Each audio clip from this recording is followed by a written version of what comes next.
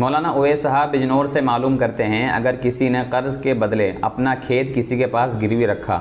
قرض دینے والے نے کہا کہ تم ہمارا پیسہ اور ہم تمہارا کھیت استعمال کریں گے، جب تم ہمارا پیسہ دے دو گے ہم تمہارا کھیت واپس دے دیں گے، تو ایسا کرنا کیسا ہے؟ مسئولہ صورت میں جس آدمی کے پاس زمین رکھی گئی ہے اس آدمی کے لیے اس زمین میں کھیتی کرنا، فصل اگانا یہ بالکل جائز نہیں ہے، چاہے زمین کے مالک نے اسے اجازت بھی دے دی ہو، چونکہ اللہ کے رسول صلی اللہ علیہ وسلم نے ارشاد فرمایا کل قرض جر نفعا فہو حرام، کہ قرض کے بدلے جو چیز گروی رکھی جاتی ہے اس چیز سے کو استعمال کرنا یا اس میں کسی چیز کا تصرف کرنا یہ جائز نہیں ہے۔ اگر وہ آدمی ایسا کرتا ہے تو یہ سود کے زمرے میں آئے گا، چونکہ یہ قرض پر مزید